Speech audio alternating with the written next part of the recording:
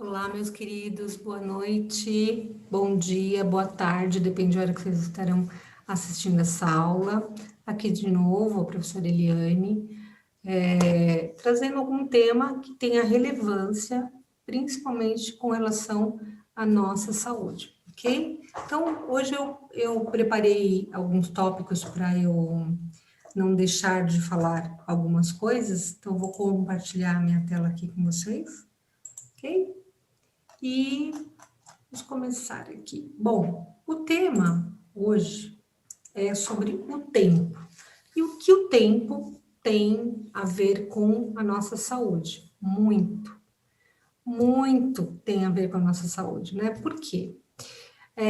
O tempo, apesar de ser uma das coisas mais importantes que existem, é aquele que muitas vezes a gente não dá muita importância para ele. A gente tem que ter em mente que o tempo ele é finito para nós, né? Tudo que existe um dia realmente vai desaparecer. O tempo realmente passa, mas a gente vive como se ele não passasse.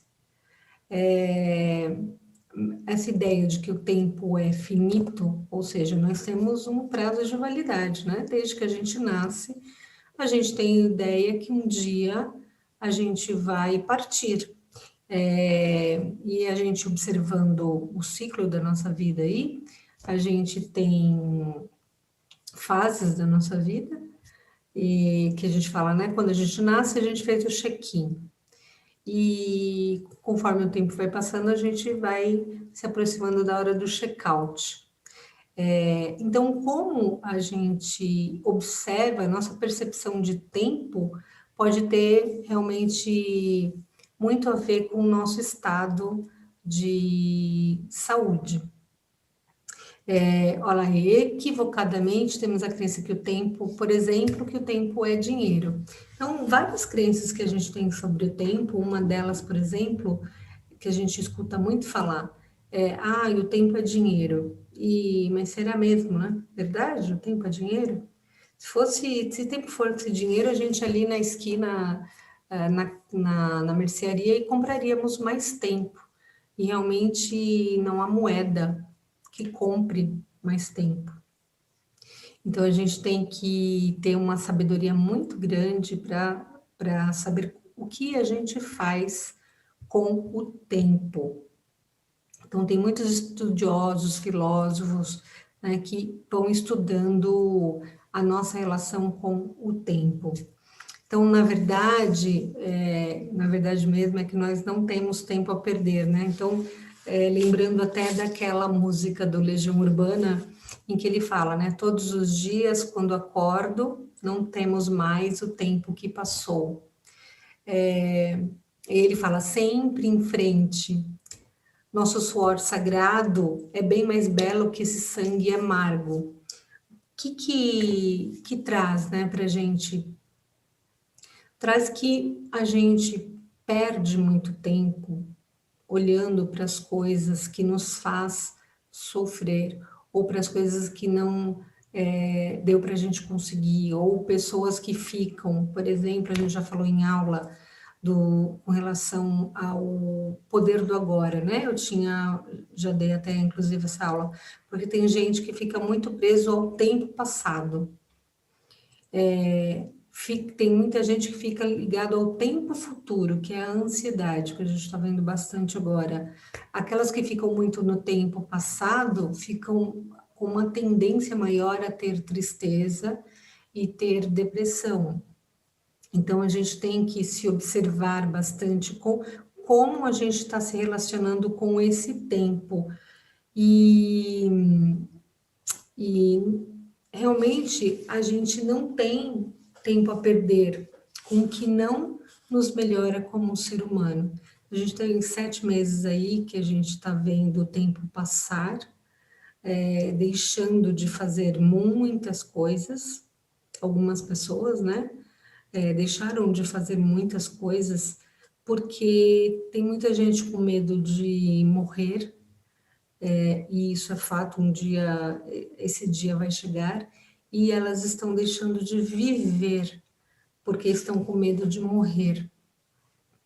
E então a gente tem que analisar bem o que a gente está fazendo então com esse tempo de reclusão, por exemplo, que algumas pessoas têm. Eu, com a graça de Deus, não parei, né? Eu tenho minhas atividades, tenho os cuidados, mas eu tenho as minhas atividades, eu tenho me dedicado bastante ao conhecimento, ao autoconhecimento, então fazendo curso, dando curso, e se eu estou fazendo isso é porque tem muita gente que está se aproveitando desse tempo também para viver, ok? Para dedicar o tempo principalmente para o autoconhecimento, porque nessa vida a gente só leva a vida que a gente leva, né? E o conhecimento são coisas que não tiram da gente. Então, eu tô nesses 7 meses, eu tô aproveitando bastante o meu tempo, cuidando bastante da minha expansão de consciência, daquilo que realmente pode me trazer um estado de felicidade, de saúde, né? Porque o risco do adoecimento, de contrair doenças que podem nos levar, é o tempo todo. Desde a hora que a gente sai da barriguinha da mãe, a gente está exposto a ter algumas enfermidades que são contraídas por agentes externos, né? E, e a gente tem muita enfermidade relacionada ao nosso estado interno, que é 99%. Então, é incrível pensar, né? Como assim as doenças estão mais relacionadas a, ao meu estado interior? Sim, está. Então, 99% das doenças que a gente desenvolve, elas começam de dentro para fora. Enquanto os outros 1% aí, a gente vai ter a condição de parasitas, de toxicidade de alimento, de ar, tudo aquilo que a gente já conversou na sala de aula, né?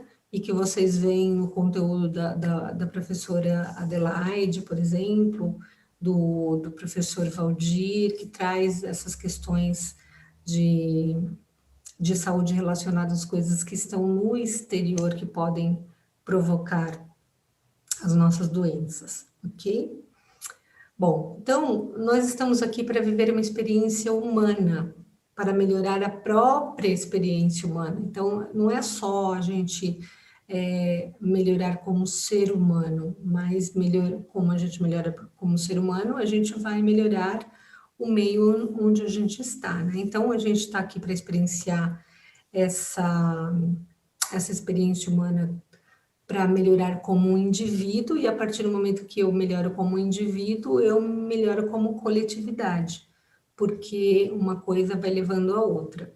Ao longo do tempo, desde que nascemos, nós vamos experienciando e experimentando a vida. E isso vai sendo registrado em nossa memória física e a nossa memória espiritual. Como isso acontece, né? O nosso cérebro, ele possui um mecanismo de economia. É engraçado, mas o corpo, ele tem uma inteligência inata muito grande. E ele, por conta desse mecanismo de sobrevivência e de economia, ele vai delegando para outras partes do corpo, por exemplo, algumas outras funções. E a função de memória das coisas que acontecem ao longo do tempo, né, ao longo dos anos com a gente, ele vai armazenando uma parte na memória, mas a gente também armazena isso na nossa memória celular. As ciências biológicas, as cognitivas, né, a neurociência, elas já temos aí muitos e muitos artigos e livros e autores mostrando a influência do que nós passamos ao longo do tempo da nossa vida com o nosso estado de saúde. E eles já observaram que existe uma propriedade, né, uma característica que a gente tem de guardar, armazenar todas essas informações ao longo dos anos na nossa membrana celular. Então, quando eu dei lá aula de epigenética, de biologia da crença, eu falei como que a ciência conseguiu chegar, né, conseguiu chegar com os estudos nessa conclusão, né, de que a gente realmente guarda memória na nossa membrana celular, no nosso DNA. Então, isso no aspecto físico, como também tudo pode ficar armazenado na parte física, como também nas aulas a gente já discorreu sobre isso, da gente guardar essa memória como se a gente guardasse numa nuvem, que é o campo mórfico, né, do Rupert Sheldrake, que a gente teve lá na aula de campos mórficos, dos campos morfogenéticos, que a ciência conhece também como biocampo. Nesse campo de informação, que são coisas que a gente vai trazendo. A própria psicologia transpessoal mostra muito que a gente traz isso do clã, e como se isso tivesse armazenado num lugar que fosse fora da gente. É uma memória do planeta, é uma memória dessa grade, dessa rede, né, de Wi-Fi do planeta. E porque lá na teoria dos campos morfogenéticos, né, a gente tem que as coisas acontecem independente da nossa ligação física mesmo, um com o outro. Então, uma árvore, uma conífera, né, um pinheiro aqui no Brasil, lá na Austrália ou do outro lado do planeta, tem a mesma forma. Então, os campos mórficos é o que nós estamos sobre essa influência das formas no planeta.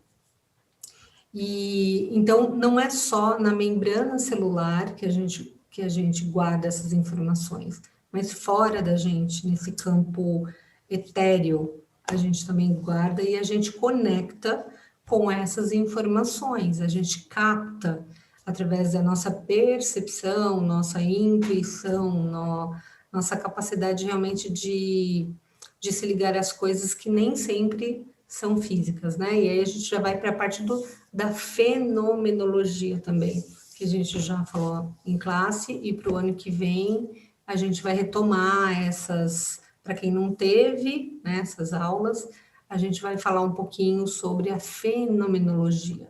São coisas que a ciência não tem instrumentos ainda que conseguem comprovar, mas que elas são observáveis, né? São coisas que a gente observa que acontece com a gente e no planeta, ok? Bom, mas aí voltando, a gente tem memória celular, tudo que acontece, a gente fica lá gravado igual no computador. A gente põe informações aqui, ele vai para o HD e fica lá armazenado também. Quando não cabe aqui, né, a gente pode guardar na nuvem e acessar essas informações quando são necessárias, ok? Então, esse registro, esse armazenamento, está intimamente ligado com a nossa forma de ver o mundo. Então, na aula de inteligência perceptiva, né, que é a nossa forma de ver o mundo, a gente já falou sobre isso, que é a nossa percepção de mundo, como eu enxergo o mundo. E para cada pessoa vai estar ligado ao sistema de crença, o ambiente que ela está. Então, lembra as crenças que vêm da família, as crenças que vêm daquela cultura, daquela localidade. Tudo vai influenciar de como ela vê a vida acontecendo. Então, uma mesma situação pode ser vista por 3 pessoas diferentes. Então, lembra lá no elevador, o elevador, 3 pessoas no elevador, vai ter uma pane no elevador. e aí uma pessoa vai passar mal, desmaiar, pode ter um ataque cardíaco, a outra vai ficar nervosa, mas ela vai conseguir segurar a onda, e a terceira vai estar tudo bem, né? Ela vai sair bem daquela situação. Então, a mesma situação, com 3 pontos de vista ali diferentes. E aí, isso vai ter um impacto muito grande com relação à saúde dessas pessoas, ok? Bom, a partir do registro positivo ou negativo, a transcrição disso será manifestada no corpo em forma de sintomas ou enfermidades. Então, a gente pode ter, na forma de sintomas, são comportamentos, pode ser estados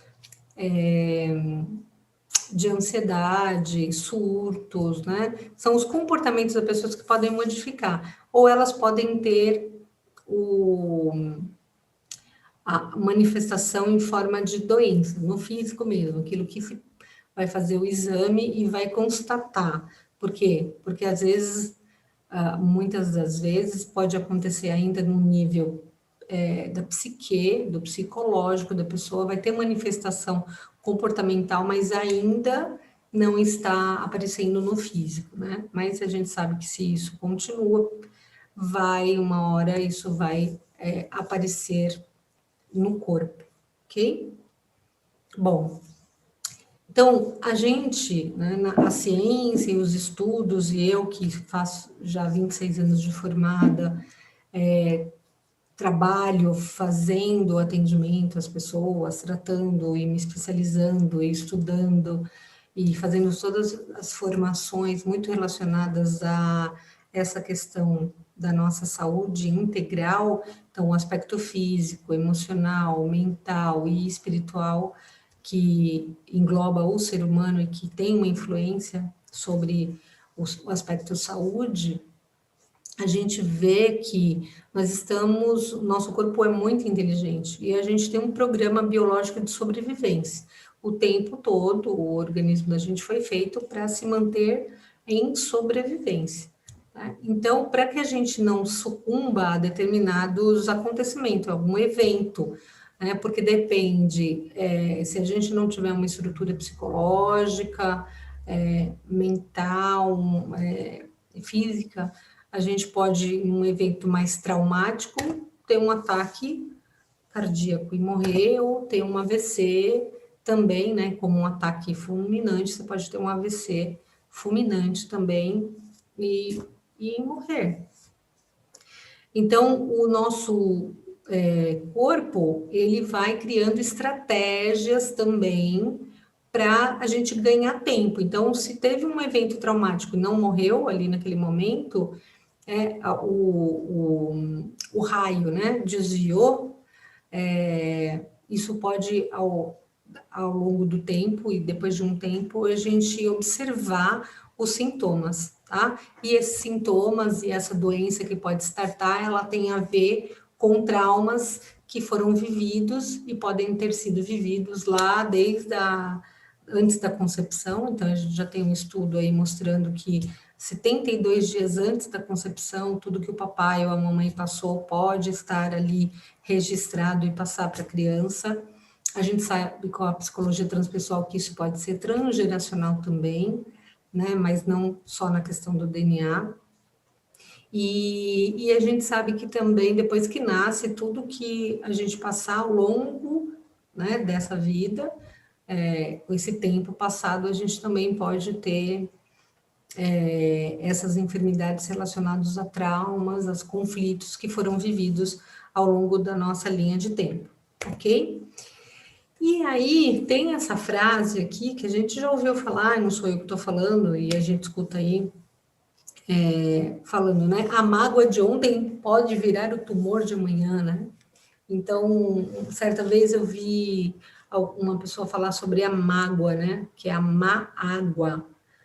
Nós somos seres de 80%, 75%, 80% de água. Então, vocês imaginam, é água no corpo, é água sofrendo influência de tudo, dos nossos pensamentos, de tudo que nos permeia. E a gente já viu aí os experimentos, relacionados à mudança da molécula da água, com interferência do que a gente fala, do que tem no ambiente. Por isso que eu falei, a gente está num campo muito maior do que só o campo físico e que tem influência sobre a gente.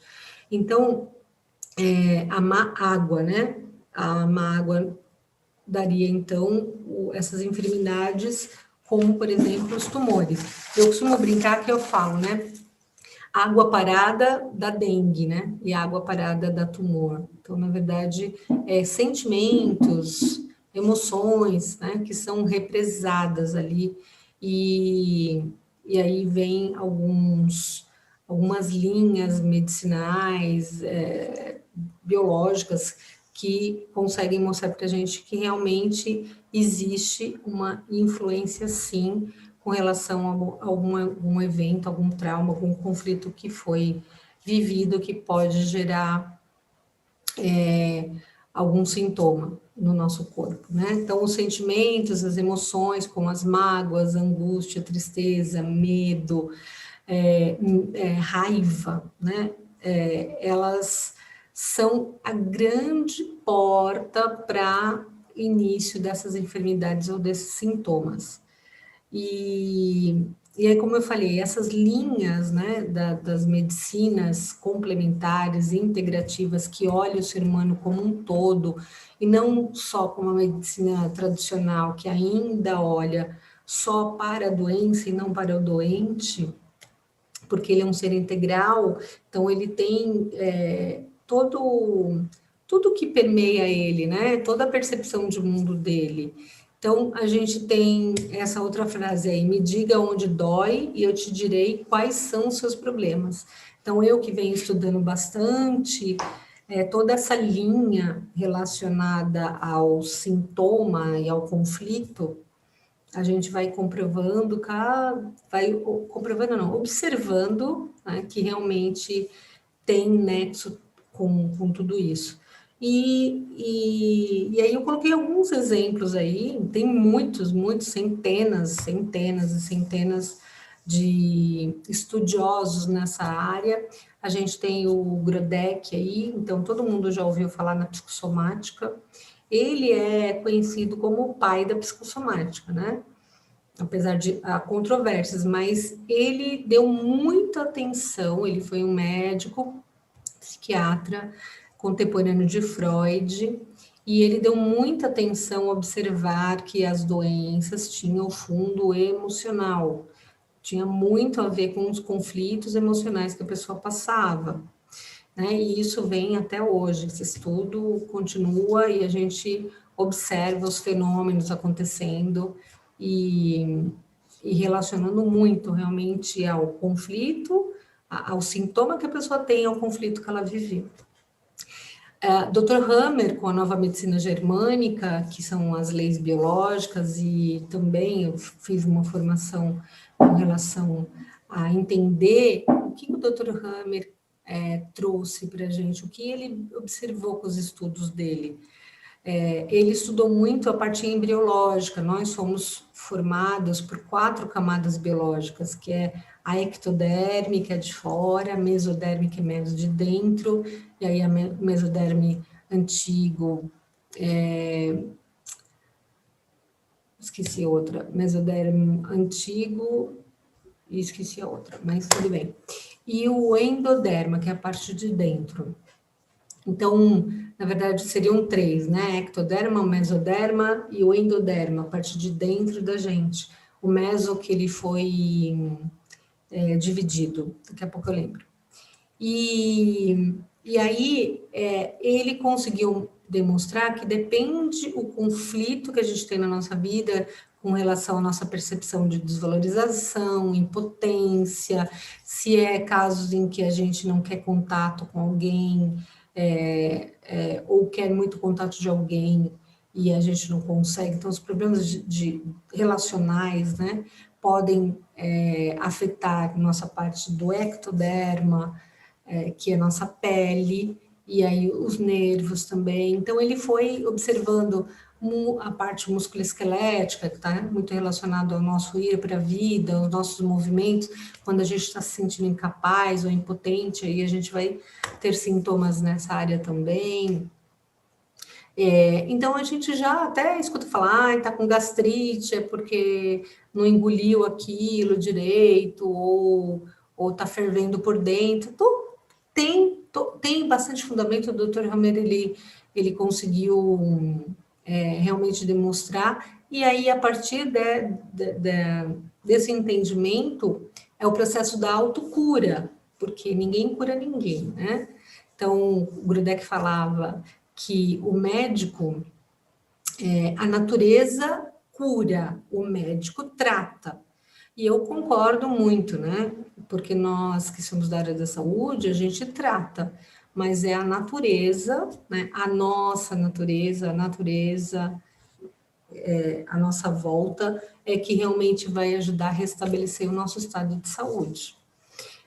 Bruce Lipton, já dei aula aí sobre a biologia da crença, o que a epigenética trouxe, o projeto Genoma, desde 2003, aí demonstrou muito, mostrando que realmente a gente tem, o meio externo tem influência com o meio interno, por causa dessa memória celular. Aí a Candace Pert, eu dei aula sobre a bioquímica das emoções, então ela conseguiu comprovar que os nossos neuropeptídeos são liberados de acordo com a nossa percepção de mundo também, e a gente tem os neuropeptídeos relacionados a cada emoção que a gente tem, então isso pode ser favorável ou desfavorável. A nossa lindona aí, a Louise Hay, que morreu em 2017, mas que teve todo um legado da vida dela mostrando quanto os nossos pensamentos, sentimentos, emoções podem nos adoecer. E ela, né, se curou de câncer e ajudou tantas e tantas pessoas a se curarem através do legado que ela deixou, demonstrando isso. E o Deepak Chopra também, que é um ativista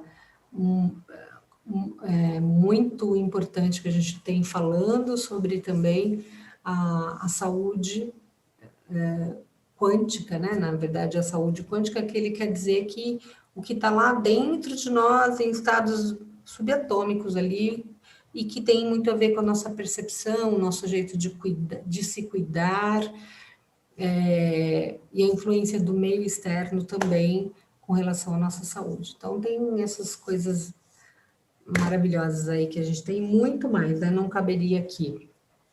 E eu digo porque Louise Hay, o livro dela, Você Pode Curar Sua Vida, foi um divisor de água na minha vida também, né? Então eu li ele, eu devia ter uns 20 e poucos anos, talvez, isso, e ajudou muito, muito, muito, muito a aumentar minha percepção de mundo e com relação à saúde, e o quanto eu pude ajudar os meus pacientes em consultório durante o tempo que eu estava tratando, o quanto ajudá-los a melhorar a percepção de mundo, percepção de vida, percepção com ele mesmo, quanto eles atingiam o estado de saúde muito mais rapidamente, né, pela natureza deles, que eles iam modificando, eles encontravam logo o estado de saúde deles. Então, todos esses vão cada vez mais que eu vou estudando, vai contribuindo para que eu possa trazer para as pessoas esse entendimento de quanto elas têm responsabilidade sobre o processo de cura delas, ok? Vamos dar continuidade. Então, o tempo. Como desenvolver um antídoto para se curar e prevenir o surgimento desses sintomas e manifestação no físico? Focando no tempo.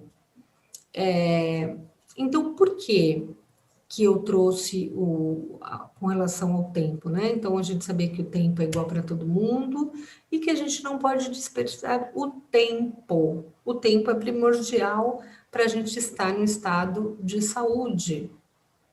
Porque se a gente focar no tempo, entender que o tempo é finito, então o que eu faço com esse tempo? é o mais importante, né? Porque finito é, a gente vai chegar numa hora que vai fazer o check-out, não tem jeito, mas como eu quero viver até antes do check-out? Qual é a qualidade de vida que eu quero? Qual é a qualidade de tempo que eu posso me proporcionar? Não delegar, não terceirizar. O meu autocuidado, como eu posso focar nisso, né? No agora. Então, eu já dei essa aula também. No agora, porque só agora existe. Não existe o passado, não existe o futuro. Né? Neste momento, eles não existem. Só existe o que eu faço hoje, com o tempo que eu tenho agora. Porque eu já tive um tempo e não sei se terei mais tempo. Mas se eu tiver, como eu viverei ele? Né? Porque como eu vivi antes, eu sei. Mas como eu quero vivê-lo daqui para frente, tá? Então, aprender a lidar com o tempo, lembrando então que nós somos finito, e o tempo pode ser determinante, sim, para a nossa qualidade de vida, tá? Por que é importante a gente focar, né, no tempo?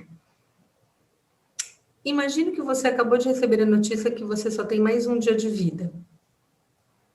Porque às vezes, gente, as pessoas só têm que tomar um choque de realidade para se dar conta do que ela está fazendo com o tempo que ela tem, ok? O que você faria com essa informação? Você só tem mais um dia, 24 horas. O que você faria? Né?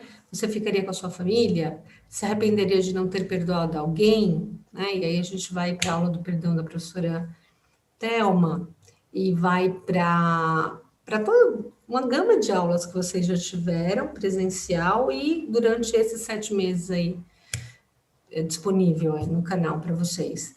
Você se desesperaria? Sentaria e esperaria a hora chegar? Tipo, não posso fazer mais nada? Né? Como que você reagiria? É chocante, mas é verdade, porque isso pode acontecer com todo mundo, né? Porque uma coisa que a gente tem certeza é da morte, e que ela chega para todo mundo, e para morrer basta estar vivo, né? E isso pode acontecer num piscar de olhos, por N motivos. Né? Então, provavelmente você vai dar prioridade ao que é mais importante. Né? Nessas 24 horas, você vai pensar, vai passar um filme na sua cabeça, rapidinho, né? E você vai focar realmente no que é mais importante, no que é mais essencial para a sua vida, né?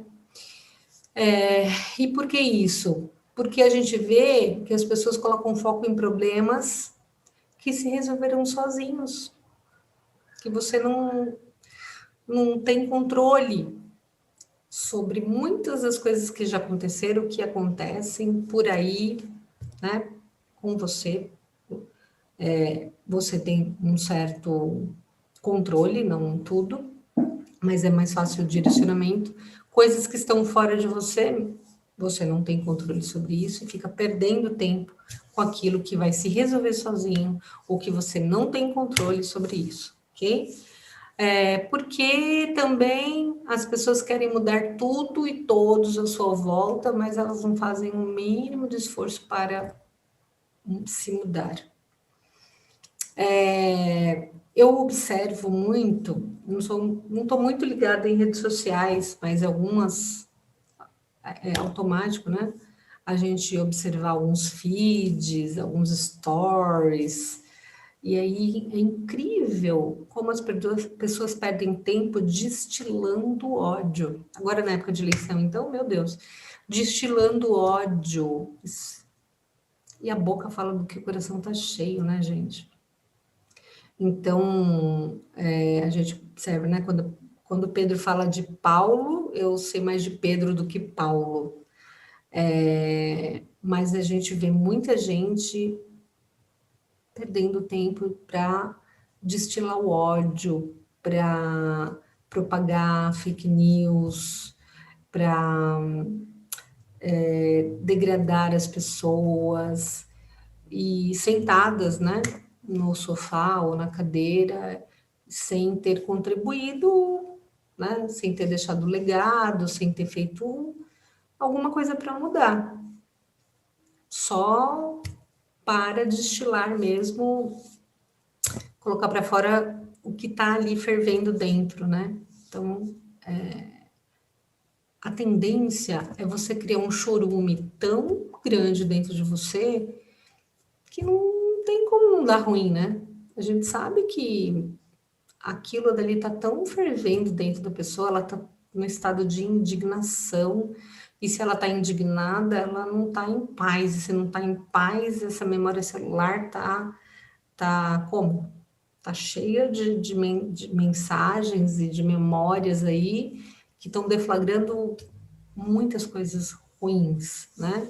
E aí, se a gente tem que observar que a gente não vive sozinho, isso pode espirrar para quem está do nosso lado, e para quem vive sozinho pode espirrar para o animal de estimação, pode espirrar para as plantas da casa, porque nós somos seres energéticos, temos campo eletromagnético, isso eu já falei nas aulas, e vai espirrar, né? A gente tem aí os bichinhos ficando doentes, as plantas morrendo, as paredes caindo e etc. Né?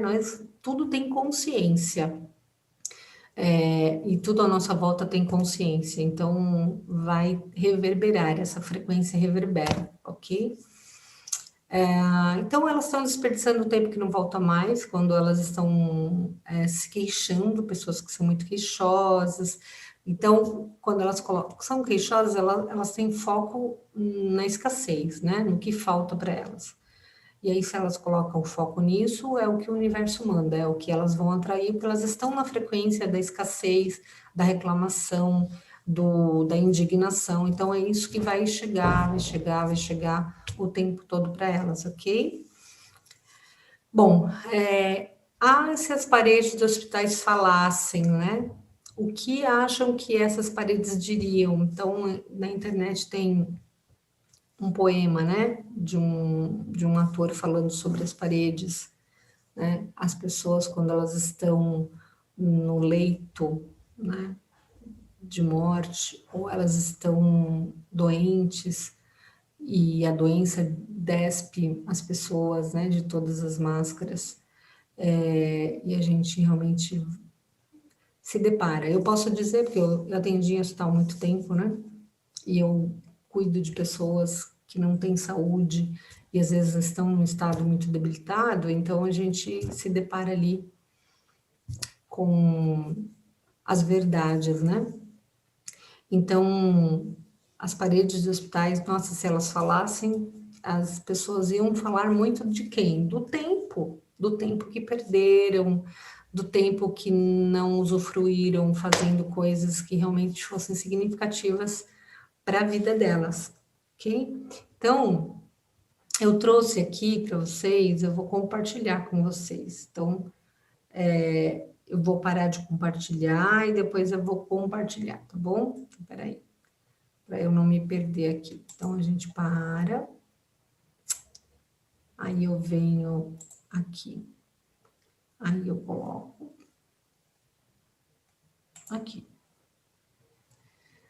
Não, antes disso eu tenho que fazer assim. Eu tenho que colocar. Bom, porque a gente vai aprendendo, né? Para vocês poderem escutar.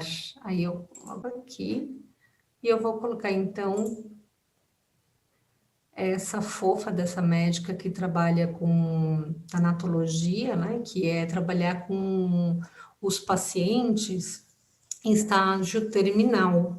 Então, são cuidados paliativos que a gente pode cuidar dessas pessoas, sabendo que a medicina já não pode mais fazer nada por elas, mas para dar conforto para elas. Então, é a tanatologia ou a tanatoterapia. E essa médica trabalha com isso, né? Então, ela trouxe aqui para gente um ensinamento bem forte. Os 5 maiores arrependimentos antes de morrer. Na verdade, ela traz isso baseada numa pesquisa de uma enfermeira em 2011, ok? Então, vamos ver aqui, deixa eu ver se aumentar o volume.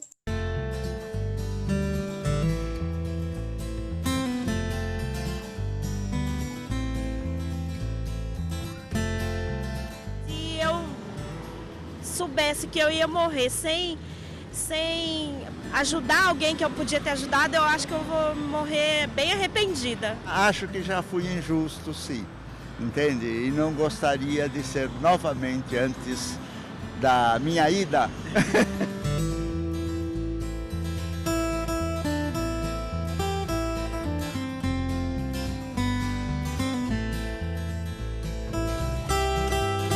Não ter viajado bastante e de não ter feito tudo que podia para minha filha.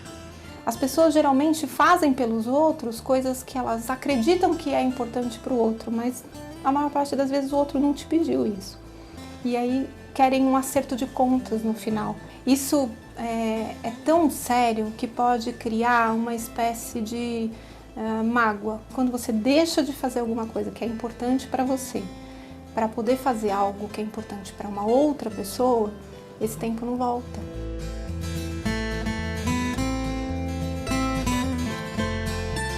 Dava muita atenção ao serviço e a família não. Se você teve um trabalho na sua vida que te enriqueceu, que te transformou, que fez sua vida melhor, tanto do ponto de vista material como ser humano, essa cobrança raramente acontece.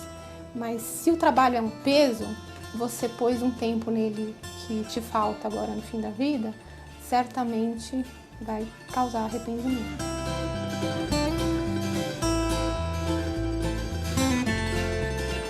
O maior arrependimento é de não falar as coisas quando tem que falar, né? Que passa e aí você não fala.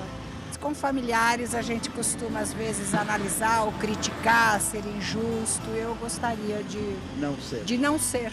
Essa é uma das coisas mais bonitas que acontecem no fim da vida. A gente perde a nossa capacidade de fingir. Nessa hora bate aquela coisa, puxa, se eu tivesse dito que eu amava. Por mais terrível que seja a pessoa, no fim da vida, ela começa a manifestar o que ela tem de bom por dentro. E esse bom por dentro é demonstrar afeto.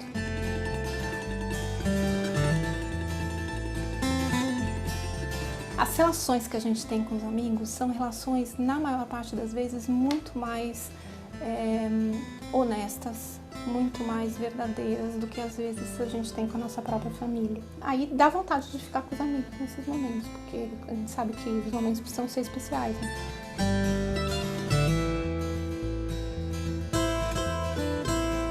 Tento fazer as coisas para não me arrepender. Na verdade, o meu objetivo de vida é esse. Esse arrependimento, ele é, na verdade, um resumo de todos os outros. Se você tivesse seguido a intuição, seguido o coração, você talvez não tivesse ido para esse caminho. E aí você teria sido mais feliz. Esses 5 arrependimentos, eles são o grande paradigma de um ser humano. Essas escolhas que ele vai fazendo durante a vida, que em algum momento ele vai ter que parar e olhar para trás e ver se valeu a pena. Para o momento de hoje, se a gente não está doente e de repente der uma vontade louca de ler essa entrevista ou ouvir esse papo, termina isso e faz o melhor que você puder. Que lindo, então, né? Fazer o que a gente puder.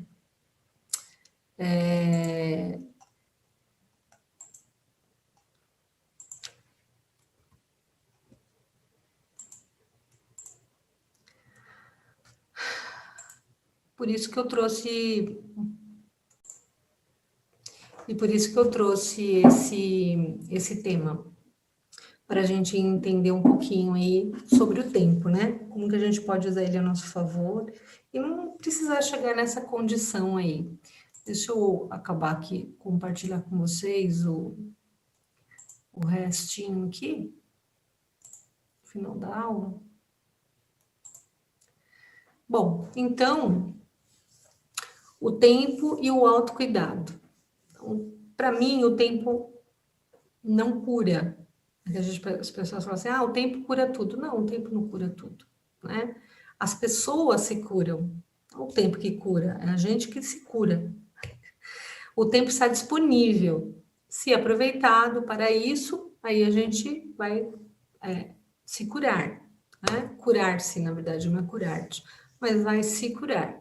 Então, aceita o convite do tempo e redimensione os seus problemas.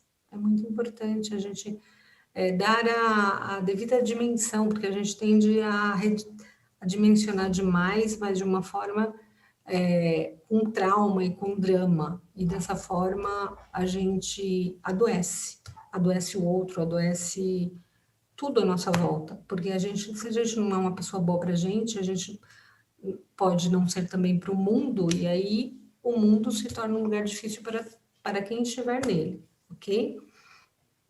Então, essa aula é para ajudar você a dizer, né, sobre o seu autocuidado. Cura-te.